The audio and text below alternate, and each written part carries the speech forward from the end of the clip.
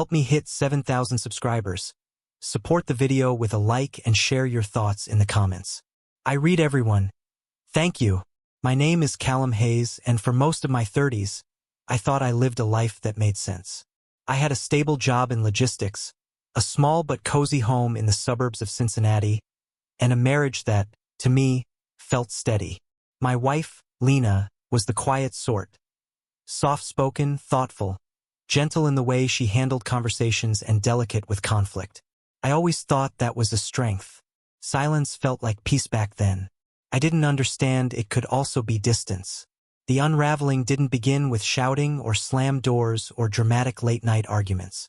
It started in whispers, small, almost invisible shifts in the air. Lena's phone, which used to stay on the kitchen counter charging, began following her room to room. Her laughter changed too.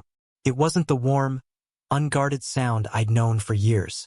It became softer, secretively tucked beneath her breath, like she didn't want the moment shared. I noticed things, of course I did. I'm not stupid, but I was loyal, and loyalty has a way of teaching you to look away from the subtle patterns forming in front of you. 2 months before everything exploded, Lena started going to evening yoga. I encouraged it. I thought she needed a space of her own. I didn't know she was building a world that didn't include me. The truth arrived on a Wednesday evening, quiet and merciless. I had gotten off work early because of a power outage at the warehouse. I remember thinking how nice it would be to surprise her.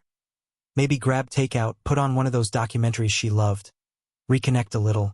But when I pulled into the parking lot of the yoga studio, her car wasn't there. I waited for 10 minutes, then 20. Finally, confusion nudged me into checking her phone location through our shared plan. Her dot blinked on the map, not anywhere near the studio. She was at a residential street 20 minutes away, a neighborhood I didn't recognize. I don't know what I expected to find. Maybe she went to a friend's. Maybe her class moved. But when I parked down the street and saw her walking out of a house alongside a man I'd never seen before, something inside me went very, very still. He was tall, sharply dressed even in casual clothes, and the kind of confident that radiates off people who assume the world bends for them. They were laughing together, really laughing. Not the guarded, distant laughter she gave me. They hugged. Then they kissed. And the world I lived in, my real world, dropped out from beneath me. I didn't confront them. I didn't storm out of the car. I didn't scream. I just sat there gripping the steering wheel, watching a life I thought I understood collapse in slow motion. Later that night, after Lena came home pretending to be tired from yoga, I looked up the house's address. It didn't take long to find the man's name through property records. Marcus Elwood. Married. 2 kids. That discovery hit harder than seeing the kiss itself.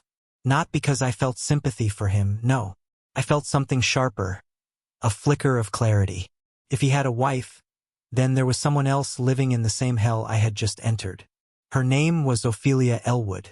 A unique name, soft and old-fashioned, but strangely fitting for a woman whose world was about to shift. I didn't contact her immediately. I spent days wrestling with myself. Anger, disbelief, heartbreak, humiliation. Mostly humiliation. It stains deeper than anger ever does. Every time Lena brushed past me, every time she smiled politely, every time she asked how work was, I felt like I was living inside a lie written by someone else. One Friday night, when she said she was meeting a friend for coffee, I finally broke. I found Ophelia's business number online. She worked as a children's counselor. I called. My voice shook. Hers didn't. When I told her who I was, there was a moment, just one long, suspended moment, where the silence felt like both of us were falling down the same dark shaft. Then she said, in a tone that chilled me, I had a feeling. We met the next afternoon at a quiet cafe downtown. Ophelia was nothing like what I expected. She was composed, graceful in that effortless way some people carry themselves, with dark curly hair and steady blue eyes. She didn't cry. She didn't break down. She just listened while I told her everything I saw. When I finished, she folded her hands and said one sentence. They think accountability won't find them. That was the moment a partnership formed between two strangers, bound not by revenge, but by betrayal so precise it carved us open in the same shape. And what we decided to do next, well, that was what left them stunned. Ophelia and I spent hours planning that weekend. Not in secret, not in malice, but in precision. We agreed on one principle. They had to feel the weight of their choices without anyone else interfering. Lena and Marcus had thought their actions were invisible. That illusion had to shatter. We didn't go for confrontation at first. No shouting, no public humiliation. That's amateur hour. We wanted clarity, exposure that left no room for excuses. Over the next few days, I documented everything: messages, locations, patterns. Marcus wasn't careful.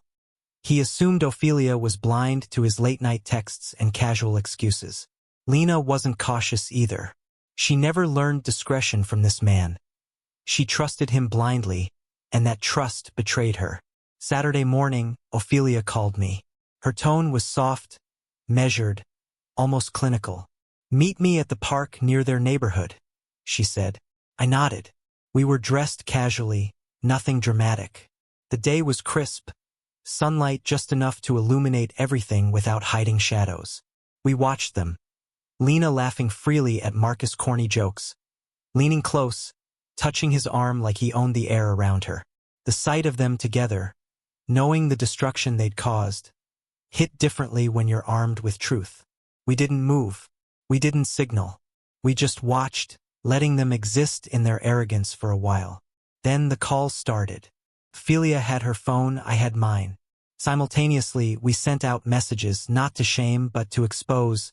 Lena's best friend received screenshots of Lena's texts with Marcus. Marcus' business partners received emails detailing the personal deception. Their families got private notes. Not a word to the public. No social media drama. Just people who mattered seeing the truth. We stayed out of sight. We watched reactions ripple across their lives. Marcus' confident smile faltered when his assistant mentioned the emails. Lena's phone buzzed endlessly. I saw the panic in her eyes as messages came from friends she had trusted. By evening, they were both inside the house, panicking, whispering, trying to explain to each other. We didn't call. We didn't knock. We let the weight of their choices land like a stone. Sunday morning, Marcus tried to leave for work, only to find Ophelia waiting in the driveway. She didn't yell. She didn't scream. She simply looked at him and said, "Do you understand what you've done?" He stammered, tried excuses, tried shifting blame. She didn't flinch. Then she handed him the same folder I had: screenshots, timelines, evidence.